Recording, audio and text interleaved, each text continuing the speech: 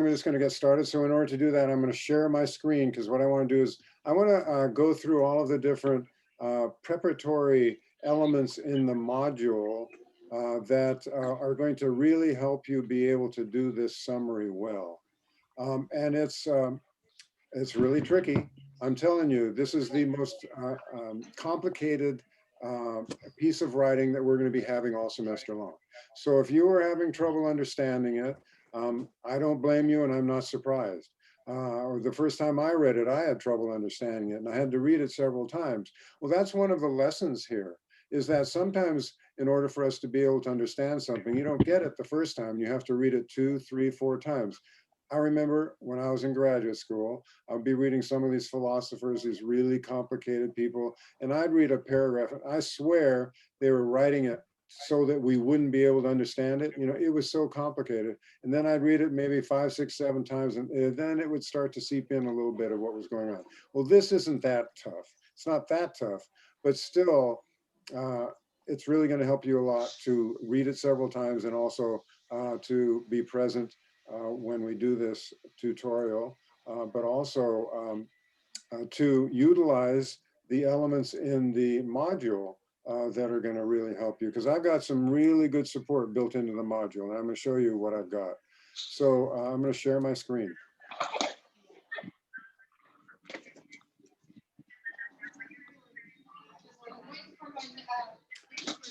Okay, so here we are in week number 2, and here is the summary, the unit number 1, the summary.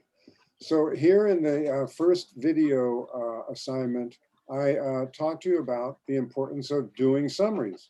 Why are we doing a summary at the beginning of a class? Because a lot of times in English classes, they'll have you jump right into doing an essay, so they feel like they need to get you started right away. Well, the reason that, and I mentioned this in that video, is the reason we do summaries is that it's a really good tool for you to be able to learn how to improve your reading skills and writing skills both at the same time. So it's extremely good for that. So here's the summary prompt, and here's where you're going to read about this particular article by Henry Louis Gates Jr. And then I've got, by the way, here's his biography. Very interesting biography of him as a person. He's a very well-respected professor from Harvard. Did I hear a question there? No? Okay, a very respected professor in ethnic studies, I believe, at Harvard. So you could read about his biography. And then we've got the actual reading that you're going to be doing a summary of. And it talks about when the rough draft is due. The rough draft is due February 7th. So you guys still have plenty of time before the rough draft is due. That's why I wanted to do this a little bit early, to give you a chance to get a sense of it. So then there's the annotation assignment that a lot of you did, and quite a few of you did well. And in this annotation assignment, I tried to steer you towards here where I say attention for annotation. The terms to focus on are liberals, no left for the other side, as it applies to liberals and extremists, muscular humanism, moral relatives in isolation, et cetera, et cetera. Well, the reason I tried to gear you into these terms is because that's how we're going to structure our summary, around definitions of the terms. Those are what are the main points in the summary. So if you understand these terms and you can express them in your own words, then you're going to do a good job on the summary. The trick is being able to organize it in a way that flows well, so that you're not writing something that's a page and a half or 2 pages long. Because sometimes if people give me something that's a page and a half or 2 pages long, that means they're circling around and around and around. They're going back and forth and back and forth, and they're repeating and repeating because they're not really allowing themselves to move from one thing to the next in a way that makes sense. For example, if I were to introduce the beginning of my essay, or my summary, excuse me, the beginning of my summary, I want to make sure that I'm using a pattern, and it talks about that. There's a section in here about using a pattern. I could use an according to pattern or an in pattern. If I want to use the trickier of the two, an according to pattern, I would say according Is this going to to be the oil Henry filter? Louis Gates Yeah. Jr. Alrighty, in just a for a lib- moment. do everybody mute, Okay, thank you. please, so that we're not getting all this extraneous noise. Thank you very much. Okay, I'm going to start over again. According to Henry Louis Gates Jr. in A Liberalism of Heart and Spine, being careful about all the details there, about spelling his name, what's capitalized in the title, how is it represented, is it italicized, is it in quotes? Well, it's supposed to be in quotes because it's a shorter work, not a longer work. And all of this is explained to you on the patterns, the using quotations handout. So let me start again. According to Henry Louis Gates Jr., in A Liberalism of Heart and Spine, liberals are very weak. They don't stand up for things that are important for the majority of the people in the United States, people that they should actually be trying to support the most. Boom. That's an expression of what I think, I'm hoping that you're going to use for an expression of his thesis. It's about liberals and the fact that they're too weak and they don't stand up for things that are important. So from there, I might decide, well, I've got this already. So I might decide I'm going to go to muscular humanism. Rather than being weak, what Gates would prefer liberals do is to be strong and to express a certain amount of heart for things, empathy. He calls this muscular humanism. You can put that in quotes, no caps. So now I've got muscular humanism out of the way. So where do I go from that? I might say, well, instead they sort of pick on these pet topics of theirs and sort of isolate themselves into this little corner where nobody else is going to be but themselves. He calls that moral isolationism, right? So I've gone from one to the next to the next. So that's the way I want you to think about it, is how am I going to allow the thing that I do before to inform the next thing, the next thing, and the next thing. So that by the time you get done, which is probably good to maybe finish on the two politics identity and politics identification, because that's kind of where he winds up. Then you're going to be done. Okay. So this is the annotation assignment, and quite a few of you are working really well with annotating Word documents and uploading them well. So I did send out that tutorial a while ago. So I had somebody help me in my English 5 class. So you guys should be able to now use Word documents to annotate on, because on the readings that we have in this class, it's important that you're able to annotate them, because it's the most efficient way of using your time wisely, is to annotate as you're doing the reading. That way you're going to be an engaged reader, you're going to pay attention, you're not going to drift off, you're not going to fall asleep, all those kinds of things. And then when you go back to the reading, you're going to be annotating for a particular purpose in mind. For all of your classes, hopefully you're going to do this. And whatever that purpose is, you're going to be able to utilize the reading without having to go through it all over again from scratch and start reading it, because when you're doing the essays for this class, they're reading-based essays. So you need to draw from the reading for support. So you want to be thinking about what you're going to annotate for, so that you can bring that in for support for whatever points that you want to make. So it really makes a lot of sense. It's really saves you a lot of time to annotate so that you can use whatever you've done. So that's why I focus so much on in the class on annotation. But a certain number of people, maybe 3 or 4 people, were really having a lot of trouble uploading those Word docs. And now that I sent out that tutorial, hopefully you're going to be able to figure out how to do that, how to access Word in your Outlook email, and how to download. First then you're going to do it up there in Word in there, and then you're going to download it to your computer, and then you can just upload it and submit it as an assignment. However, I have opened it up so that now you can submit PDFs. So if for some reason you can't do that, then you could still do your you could compose your essay in Google Docs. You could download it as a PDF, and then you could upload it as a PDF.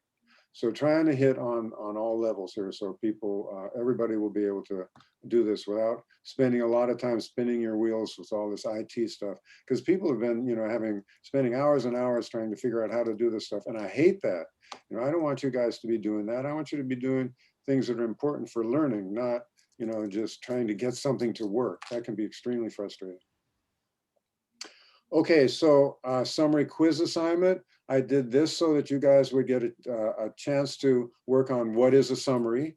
That's the first 5 questions. And then in the last 5 questions, it's a reading comprehension thing. So I'm, just touching the surface on trying to get you guys to focus in on, what do the terms mean? So all the different terms are listed in there. So this is your first chance to express what you think about the terms. So I'm not grading these really toughly because I know that you haven't had a chance to really discuss this. I haven't had a chance to really fill you in on it in terms of what these terms mean, and they're very complicated. So if you're doing your best on that, I'm trying to give you credit for that. Okay, so here's a very important document here, using quotations. And I talk about it here and I introduce it here. And there's actually a tutorial on this later on in this, but here's the using quotations handout. And it's a very important handout that you really need to be aware of as the semester goes along. You need to know that if you've got a longer work, then it's going to be underlined or italicized, like you see here. That's going to be novels or epic poems or movies or magazines, all those things. They're going to be either italics or underlined. It's really more elegant to have it be in italics now that we have computers. It used to be when we had typewriters that you had to underline it. It's the only way you could do it. And then down here it says, I can't highlight that, yes I can. You put quotation marks around titles of essays, articles, short stories, etc. Shorter works, you put quotations around. So there are 2 different patterns, as I mentioned, and I introduced in the, actually introduced this in the diagnostic essay, and quite a few of you actually use these in your diagnostic essay. I was very pleased to see that you're getting a head start on it. So these are the examples of how you use the in pattern. Notice with the in pattern, it's in and then it's people who do things. It's never articles that claim. An article can't claim anything because an article or a book, it's just a piece of paper. It's always people that make claims or people who write or people that argue. Same thing with the according to pattern. It's never according to an article. It's always according to people. So here's where you do this. These are like a jigsaw puzzle. For all the different things that we're going to be working with semester, you're just going to fit everything in like it's a jigsaw puzzle. For example, with this one, in, title, A Liberalism of Heart and Spine, author or author, Henry Louis Gates Jr., claims, and then we're going to put a quotation or a paraphrase claim, because these are good for both quotations and paraphrase things. According to Henry Louis Gates Jr., in A Liberalism of Heart and Spine. Then we're going to paraphrase, obviously, because we can't use quotes. I just want to mention this while I'm thinking of it. No quotations in our summary, except for the quotations that are around the terms. Now you can put those in quotes or not. I'm not going to complain if you don't have those in quotes, but it might make sense to put the terms in quotations. But nowhere else do I want to see you trying to use quotations to do your annotating for you. I want to make sure that you actually understand these things and that you can express it yourself. Now, later references. This is a very important thing as the semester goes along for you to be aware of. Later references. So I would annotate this if I could in here, but later references, once you introduce it the first time, so in your summary, the first time you introduce it is going to be in the first sentence, in the first line of your summary. You're going to introduce it with a first reference, like we just talked about. Then after that, it's always going to be last name only, and you're never, even in your conclusion, you're never going to mention the title of that article again. Never going to mention A Liberalism of Heart and Spine again. If you want to, refer to the article, you can say in Gates's article, he, like that. And then that's all going to be later reference. Okay, now the rest of this handout, there's some other stuff in this handout that's important, but I've kind of gone over the important things that you should be aware of.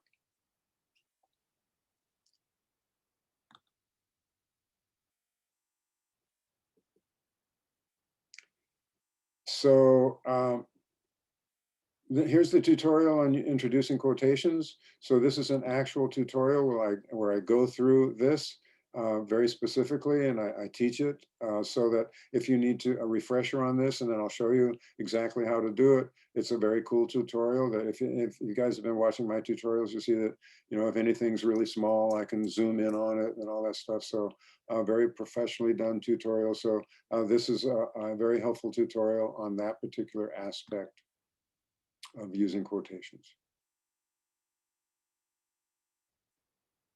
Okay, so see this must watch here? I put that in there when I really try to get your attention to something. And in here, I go into all the different terms, all the different things that you need to do for your summary. What's the summary thesis? How to open. Now, I don't want you to copy or to do, you know, use my words either. I don't want you to use Gates' words or my words. This is just if you don't really know what no love is from both perspectives. Like we've got a no love from the liberals and we got a no love for the other side on the extremists. Basically, it's that he claims that liberals express no love for the other side because they just don't care enough to do anything. But it's different with the extremists because they're actually haters. Liberals don't hate, extremists are haters. That's the big difference between the no love for the two different groups. The two morals, moral relativism, moral isolationism, those are two of the more complex ones. And then the two politics, I explain those two. So just so that you know, those are all explained just how I would teach it if I were in a classroom face to face with you. Alrighty, so I've gone through all the different elements that I have in here for you. And then turn in your rough draft here, due February 7th. Try to get this in on time. It's important to get this in on time. And the reason is that I'm going to grade it. I grade all of these rough drafts because a lot of what I used to do in class is I'd have a class where I'd get students together to work in peer groups on it, and they would do their own work based on the checklist, and they would get together and they would help each other with the checklist to see whether or not they've done the things that are required. So if you see the summary checklist here, this is what I'm going to be grading on. So make sure you go through this and you apply all the different elements in this checklist to your own summary before you turn it in. Okay? Because here are all the terms. You need to decide for yourself, is this done? And then what I'll do when you turn it in, what I'll do is I will grade it for you and I'll get it back to you. And you'll get, there's actually a rubric down here on whether you do the different things that are required, and you get a certain number of points for doing these things. I'll get it back to you and let you know how you're doing on it. And then if you get it to me on time, then you'll get it back with you to have enough time to do the final draft on it. Está bien?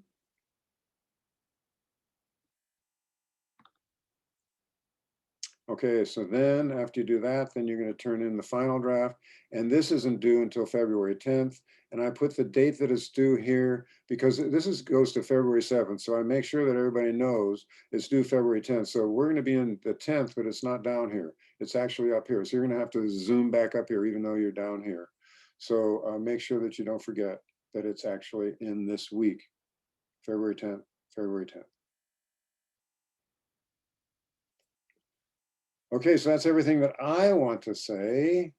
How about you guys? Any questions from the classes?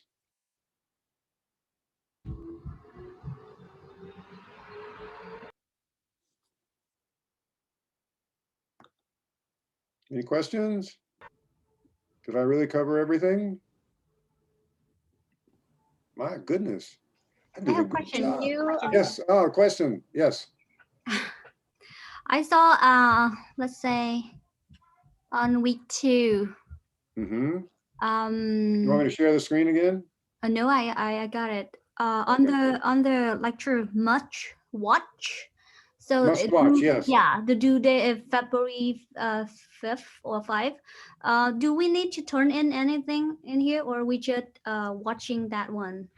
No, with the videos and the readings, there's never actually anything to turn in. It's just I want you to do that by that particular day.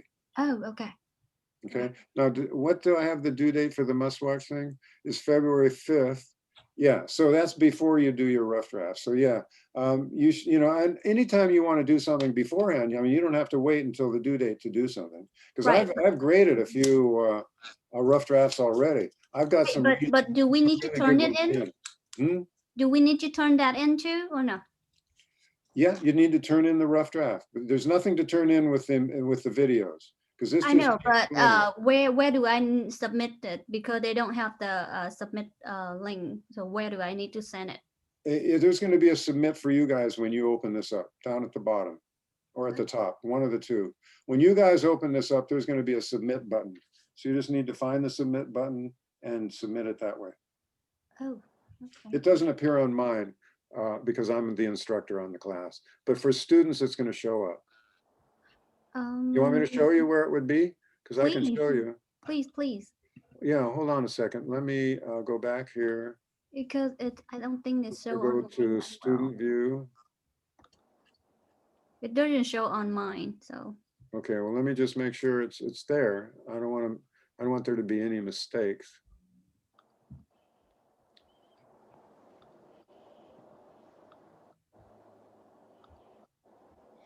Okay, so now you're seeing the student view. I'm going to go to the modules. And I'm going to go down to where it's due. Down here. Okay, there it is. Boom, up at the top. I'm talking about the due date, like the video due date. So on that day we watch that one, and then just following down whenever they have submit assignment, I submitted that, right? So I don't have to submit on the file that. There's nothing to submit. There's Okay. nothing to submit. You just need to do it. I got not it. submit it. Okay. Okay.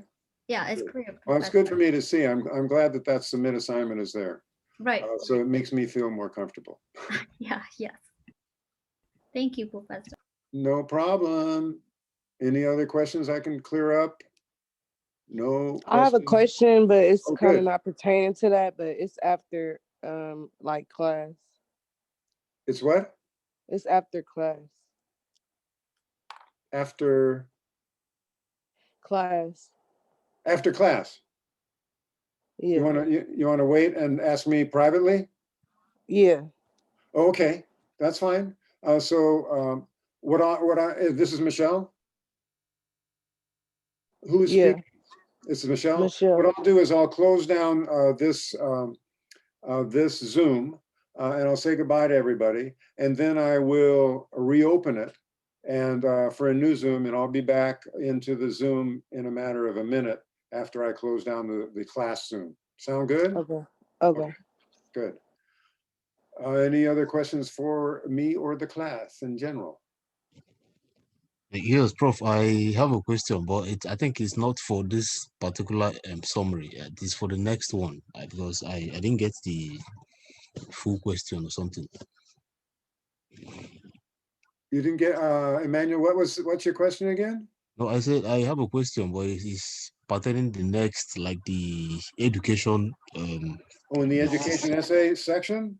Yeah, something like that, because I didn't get the question. I'm not sure of, almost the whole modules, like the units all have different questions. So I don't know which one in particular is the question. Okay, hold on a second. Let me go back to leave student view. I'm gonna share my screen again. So I can maybe get down to where you are and we can clarify what your question is. Other people may have the same question.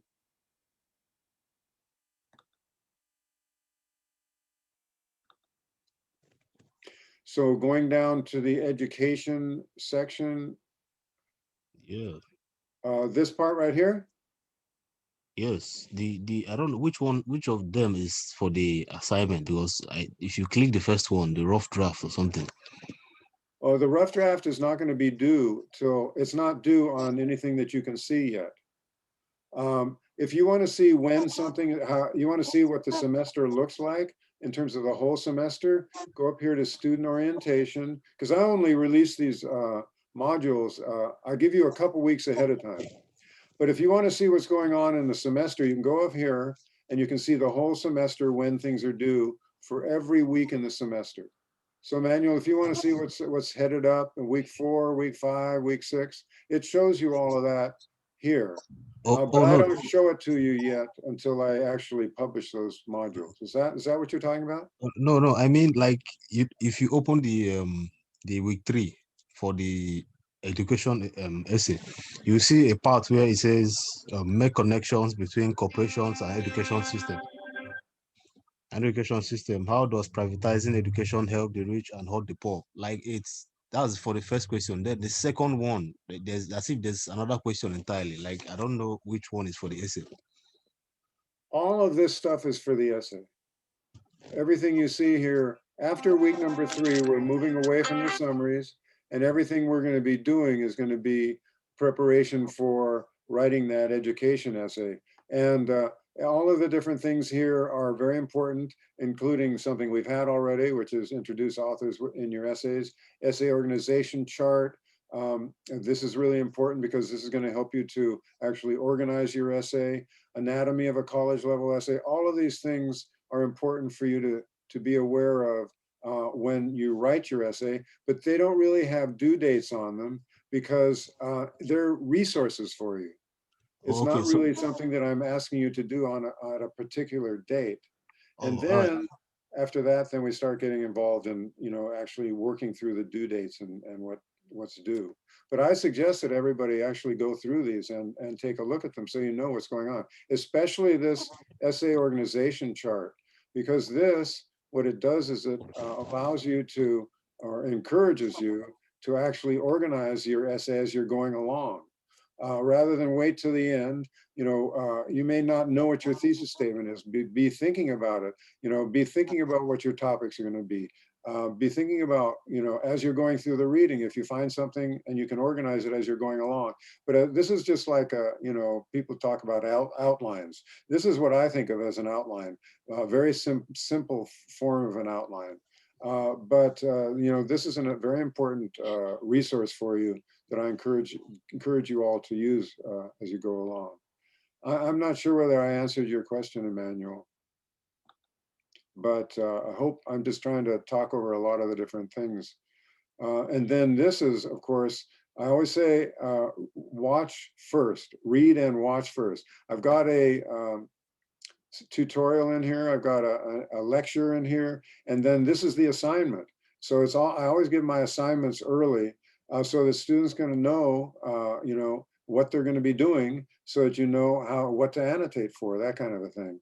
So it's extremely important that when you're doing an essay assignment, that you actually do the required elements in the essay. And that's why this is such an important document, that you read this very carefully before you actually embark on the reading for this essay. Yeah, so Prof, the last one with the February 14th is actually the essay, right? To submit the essay itself? Yeah, this is the last one. I mean, the discussion post. No, this is just a discussion. This discussion post, all these discussion posts, they're discussion based on readings or videos that you have up above. This is due February 14th. This is based on these videos and readings. All the discussion posts are based on the videos and readings that come before.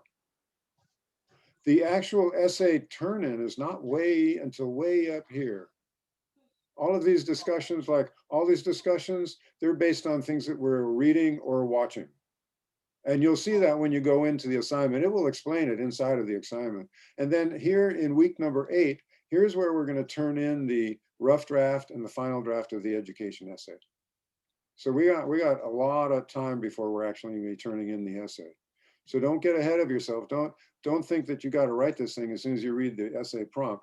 You got to be paying attention to all of the different assignment due dates that are in there. For example, when I give this prompt, I say essay rough draft due March 17th, just so that people know that this is way in the future, March 17th.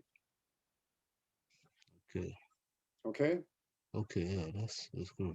I'm glad you brought that up because we haven't done the discussion post yet. And it's really important that people know exactly how this works. But if you go into this discussion post, on the assignment for it, it says, write a 2-page, write a discussion, 250 make connections between corporate education system. How does privatizing, and this is all of this has to do with what we just read and watched in the assignments. Sometimes it's a little bit more clear in terms of exactly what, but once you do the reading and videos, then you're going to know what all this has to do with. Of course, you can't do a discussion until you do the assignments that lead up to it. Okay. All right. Very Thank good. you. I'm really glad you brought that up. Any other questions? Thank you very much. You're welcome. I have a question. Okay. Can we like do some of these readings as a class? No. This you need to get good at doing reading on your own. There's not going to be any, you mean have a discussion or something as a class on the readings? Yeah. Or actually do the readings? No, we're not. I mean, if you ever wanted to, if you ever wanted to discuss something on a Zoom or something like that, it's possible we could do that. But generally speaking, everything in the class is done within the actual shell itself. Okay. And the discussions are actually designed to help you to sort of get at the things that you need to get at in the reading. The other thing that's really good, since you mentioned that, is that when you respond to your classmates in the discussions, then that's one of the ways that you actually interact with other people in the class to find out what their take on the readings and the videos were, so you can see what other people thought about them, and then you can respond to them. That's why I require that everybody do 2 responses. Every time you post a discussion, you're supposed to do 2 responses to discussion posts that 2 of your classmates make. So that's a way of interacting with your classmates on readings and videos. So that's how it works, and it works really well. Students always tell me that they really got a lot out of doing those responses and reading what other people had to share. I'm getting some great questions here.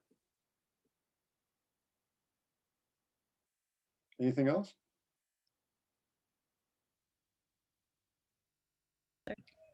No? Okay, so I'm gonna close this out, and I'm gonna send this out to everybody as soon as they provide it to me. Some with a longer one like this, it takes them maybe half an hour to get it to me to process it. And what I'm gonna do is I'm gonna open up the Zoom right after we close out, and for the private Zoom. Okay, so thank you all for coming.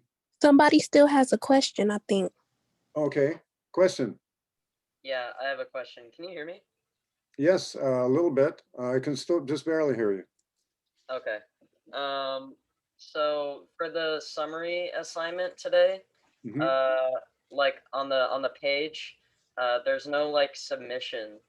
And I don't see like where the questions are either, because if you open like the PDF, it just has like the handout, but I don't see the like questions.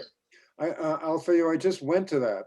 I went into the student view, and then I went into where you're supposed to submit your rough draft, and I showed where the submit button is. Do you remember that? Yeah, but this is the quiz assignment for today. That's a different thing, right? Yeah, the quiz assignment. Yeah, that's a different thing, but it's also got a submit button for that. Oh, well, I don't, oh wait, I do see it now. Hold on. Okay. Where are the questions though? The questions for the, this is the, you're talking about the quiz now. The Are they on the handout? Yeah, hold on a second. It explains it actually in the assignment itself. Okay. So I'm going to share my screen again, and I'll see if we can't find that.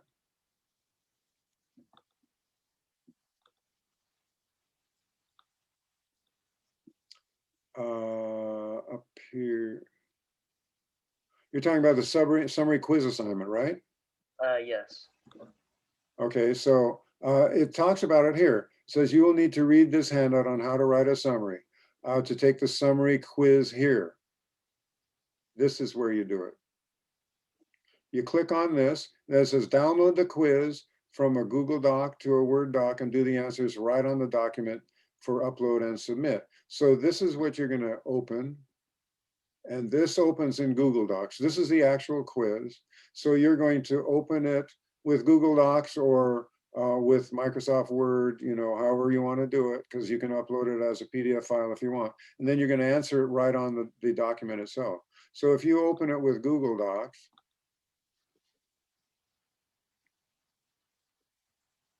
then you can, presumably you can type in it. You can just answer it right there. Is the summary written in your own words? What do you guys think? Yes or no? Yes. I don't think so.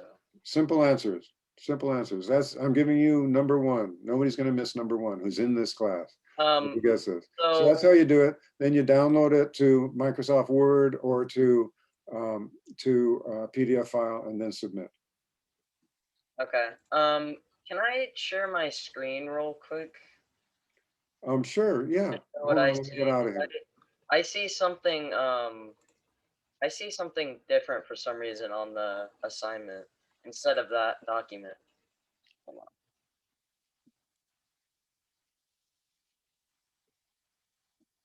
Okay. Can you see this? Yeah, I sure can.